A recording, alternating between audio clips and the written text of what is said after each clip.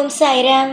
என் அன்பு செல்லமே, என்னுடைய அழகான தங்கமே, உன்னுடைய பண கஷ்டத்தை புரிந்தும் உன்னுடைய மன கஷ்டத்தை புரிந்தும் தான் நான் இப்பொழுது ஓடோடி வந்துள்ளேன். என்னுடைய பிள்ளைகளுக்கு ஏதாவது ஒன்றென்றால் என்னால் தாங்க முடியாது. என்னுடைய பிள்ளைகளுக்கு எப்பொழுதுமே நான் என்ன நடக்கப் போகிறது, என்னென்ன விஷயங்கள் தெரிய வேண்டுமோ எல்லா விஷயத்தையும் என்னுடைய பிள்ளைகளுக்கு நான் காமிப்பேன், சொல்வேன். ஏனென்றால் கடைசி நேரத்தில் ஏன் சாயி என்னிடம் இந்த ஒரு விஷயத்தை சொல்லவில்லை, சொல்லியிருந்தால் நான் போய் ஏதாவது ஒரு விஷயத்தை செய்திருப்பேனே, பாருங்கள் எனக்கு குற்ற உணர்ச்சியாக இருக்கிறது என்று சில விஷயத்தில் சிலர் என்னிடம் சொல்வது உண்டு. அதனால்தான் தவறான விஷயமாக இருந்தாலும் சரி, சரியான விஷயமாக இருந்தாலும் சரி, எந்த விஷயமாக இருந்தாலும் என்னுடைய பிள்ளைகளுக்கு காதில் சொல்லிவிடுவேன். என்னுடைய பிள்ளைகள் என்றால் அவ்வளவு இஷ்டம்தானே. அவர்களை ஒரு இடத்தில் கூட மனம் நோகடிக்கும் அளவுக்கு ஆக்கிவிடக்கூடாது என்பது என்னுடைய எண்ணம். அதே எண்ணத்தோடு தான் இப்பொழுதும் நான் உன்னை தேடி வந்துள்ளேன். நீ பணத்தால் மிகவும் நொந்து போய் இருக்கிறாய். வாழ்க்கையில் பணம் இருந்தால் எல்லாவற்றையும் சாதித்து விடுவேனே சாயி, ஏன் சாயி இந்த ஒரு விஷயத்தில் மட்டும் என்னை இந்த அளவுக்கு கஷ்டப்பட வைத்திருக்கிறீர்கள், எல்லா இடத்திலும் என்னை ஏன் அசிங்கப்பட வைக்கிறீர்கள் என்று எப்பொழுதும் என்னை பார்த்து இந்த ஒரு விஷயத்தை கேட்டுக்கொண்டே இருக்கிறாய். அம்மா, தயவு செய்து என்னுடைய சூழ்நிலையையும் நீ புரிந்து கொள். உன்னுடைய சூழ்நிலையையும் நான் புரிந்து கொண்டு தான் இருக்கிறேன். நிச்சயமாக உன்னுடைய சூழ்நிலையில் இருக்கும் ஒவ்வொரு விஷயத்தையும் நான் அறிகிறேன். உன்னுடைய வாழ்க்கையில் என்னென்ன தேவை, என்னென்ன விஷயங்கள் வேண்டும் என்று எல்லா விஷயத்தையும் நான் அறிகிறேன்.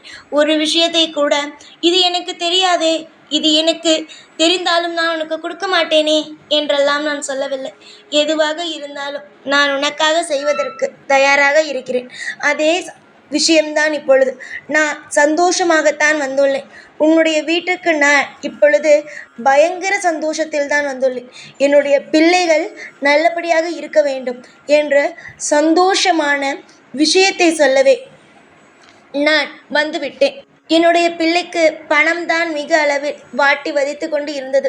அந்த பணமானதை கொடுத்து வாழ்க்கையில் நிம்மதியடைய வைக்கலாம் என்றுதான் தூக்கி கொண்டு வந்துவிட்டேன் என்னுடைய பணத்தை. என்னுடைய தங்கமே, ஷீரடியில் இருக்கும் பணங்களை உனக்காகவே நான் கொண்டு வந்திருக்கிறேன் என்றால் பார்.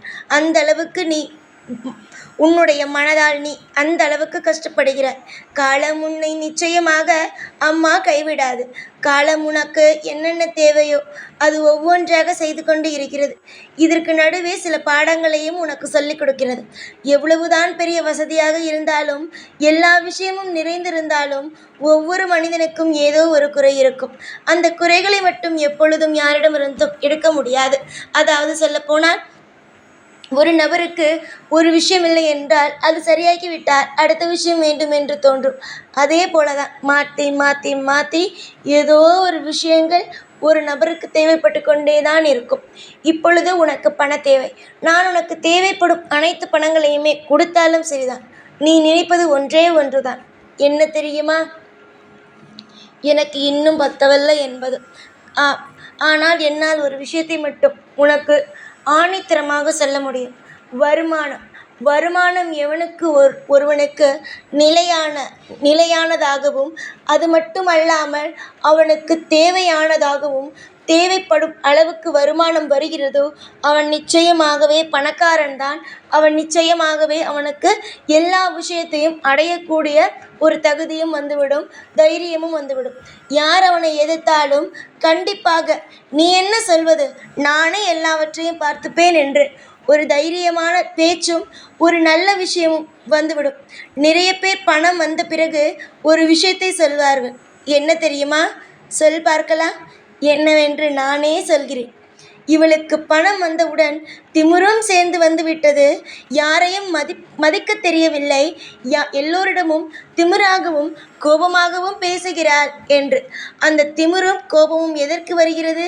யாரும் நம்மிடம் வரக்கூடாது என்பதற்காக. அது மட்டும் அல்லாமல் வேறொரு விஷயமும், ஏற்கனவே எல்லா விஷயத்தையும் கொடுத்து இழந்து விட்டோம், இனிமேல் யாரும் நம் பக்கம் வரக்கூடாது என்பதற்காக.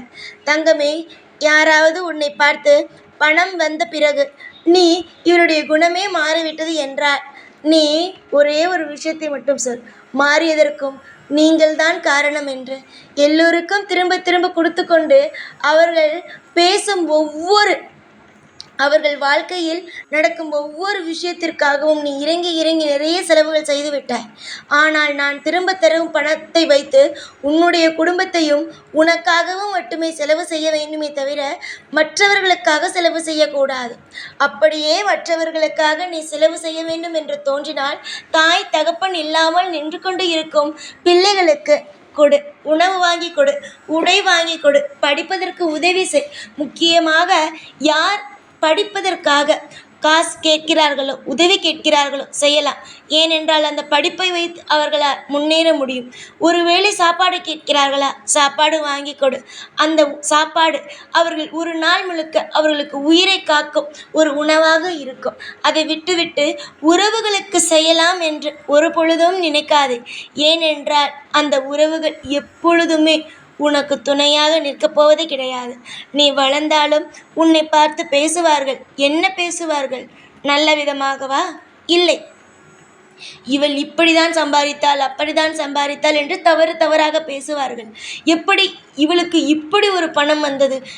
இவள் ஒன்றுமே இல்லாமல் இருந்தாள், இவள் என்ன செய்து இப்படி வந்தாள் என்று ஆராய்வார்கள்.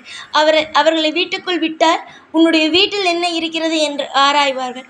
இப்படிதான் தங்கமே, நல்லது செய்தாலும் பேசுவார்கள், நல்லபடியாக இருந்தாலும் பேசுவார்கள், அவர்களிடம் போய் உதவி கேட்டாலும் பேசுவார்கள், உதவி கேட்க விட்டாலும் பேசுவார்கள். உதாரணத்திற்கு ஒரு விஷயம் சொல்ல வேண்டும் என்றால், ஒரு தர்ம சங்கடமான சூழ்நிலையில் நீ இருக்கும் பொழுது என்ன தெரியுமா சொல்வார்கள்? அன்று என்னிடம் வந்து உதவி கேட்டிருக்கலாமே என்று. சரி, அன்றுதான் இவர்கள் உதவி கேட்க சொன்னார்களே என்று போனால் அடுத்த நாளிலிருந்து என்ன பேசுவார்கள் தெரியுமா? உனக்கே தெரியும் என்ன பேசுவார்கள் என்று. நான் சொல்லியா தெரிய வேண்டும்? என்னென்னவோ வார்த்தைகள் வாயில் வருவதற்கெல்லாவற்றுக்கும் பேசுவார்கள்.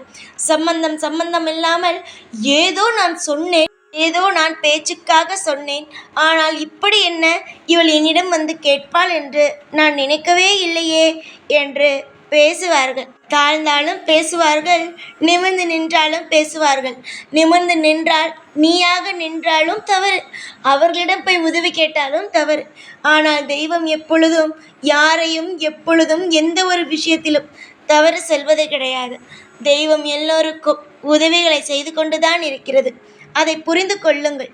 நாளுக்கு நாள் பிரச்சனைகள் கூடுகிறது என்று நினைக்காமல் அந்த பிரச்சனைகளுக்கான தீர்வையும் தெய்வம் உங்களுக்கு தரும். அந்த பிரச்சனைகளுக்கான தீர்வு கண்டிப்பாக தெய்வம் தரும் என்பதை நம்புங்கள். உங்களுடைய வாழ்க்கையில் ஒவ்வொரு நிமிஷத்தையும் நல்லபடியாக நல்ல விதமாக சுமக்க வேண்டியது இந்த சாயுடைய கடமை. சாய் உங்களை இந்த உலகத்திற்கு கொண்டு வந்தேன், உங்களை ஒரு நல்ல பெற்றோரிடம் ஒப்படைத்தேன், ஒரு நல்ல உங்களுக்கு இரத்த உறவுகளை கொடுத்தேன்.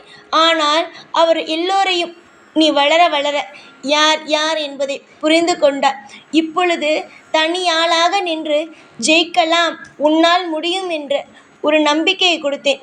இப்பொழுது பார், யாருமே இல்லை என்றாலும் உன்னால் இந்த உலகத்தில் தனியாக எல்லா விஷயத்தையும் செய்து வாழ முடியும். எல்லா விஷயத்தையும் உனக்கு நான் பரீட்சை வைத்து பாடத்தை சொல்லி இவர்கள் இப்படிதான் அவர்கள் எப்படிதான் என்று சொல்லி உன்னை இந்த நிலைமைக்கு கொண்டு வந்திருக்கிறேன். பணம் இருந்தால்தான் எல்லோரும் நிச்சயமாக வருவார்கள், பணத்திற்காகத்தான் உன்னை சுற்றி கொண்டு இருக்கிறார்கள் என்பதையும் உனக்கு நான் ஏற்கனவே காமித்து விட்டேன். ஒரு பலகாரம் இருந்தால் அதை சுற்றி எப்படி ஈக்கள் இருக்கும்? அதே போலத்தான் பலகாரம் இல்லை என்றால் அங்கு ஈ எங்கு இருப்பதே தெரியாது. உன்னிடம் பணம் இருக்கும் வரைக்கும் தான் உறவுகள், பணம் இல்லை என்றால் எப்படி பேசுவார்கள் என்பதை நான் உனக்கு ஏற்கனவே சொல்லிவிட்டேன். தங்கமே, உன்னுடைய வாழ்வில் நிலையான சந்தோஷத்தையும் வருமானத்தையும் அனைத்து விதமான அற்புதத்தையும் நான் தருவதற்காக இருக்கிறேன். என்னை மீறி உன்னுடைய வாழ்வில் எந்த ஒரு விஷயமும் தவறாக நடக்காது. சந்தோஷம் மட்டுமே இனி உன்னுடைய வாழ்க்கையில் நிரந்தரமாக இருக்கும். நிறைய நல்ல விஷயங்கள் நடப்பதற்காக இருக்கிறது. இந்த நேரத்தில் எதையும் நினைத்து கவலைப்பட்டு கொண்டு தேவையே இல்லாமல் எந்த ஒரு விஷயத்தையும் சுதப்பி விடாதே. நான் உனக்காகவே ஒவ்வொரு கட்டத்தையும் ஒவ்வொரு நாளும் செய்து கொண்டு இருக்கிறேன். நான் நாளுக்கு நாள் உனக்கு இன்பத்தை மட்டுமே கொடுப்பேன். எல்லா விஷயத்தையும் புரிந்து கொள், எல்லா விஷயத்தையும் தெரிந்து கொள். நல்லது நடக்கும். கண்டிப்பாக, நிச்சயமாக இனிமேல் வரும் ஒவ்வொரு விஷயங்களும் உனக்கு அற்புதத்தை மட்டுமே கொண்டு எடுத்து செல்லும். இன்று பணம் இல்லையா? நீ நம்பிக்கையோடு தானே என்னிடம் வந்திருக்கிறாய், தொட்டிருக்கிறாய் பணத்தை. நிச்சயமாக என் கையில் இருக்கும் பணம் உன் கைக்கு வந்து கூடிய விரைவாக வந்து சேரும். நிச்சயமாக நம்பு.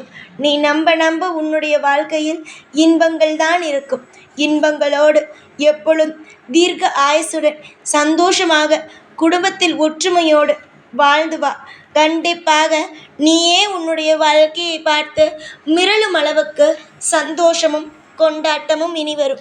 யாரெல்லாம் ஒதுக்கி தள்ளினார்களோ, பணமில்லை என்ற ஒரே ஒரு காரணத்திற்காக உன்னை ஒதுக்கி தள்ளி அசிங்கமாக பேசினார்களோ, அவர்கள் எல்லோருமே என்னிடம் அதிகமாக அடிபடும் நேரம் வந்துவிட்டது. எல்லோருடைய வாழ்க்கையை நான் பார்த்து கொள்கிறேன். உன்னுடைய வாழ்க்கையை நான் அற்புதமாக பார்த்து கொள்கிறேன். இப்பொழுதும் எல்லா நாளும் உன் கூடவே தான் இருப்பேன். இந்த சாய்நான்.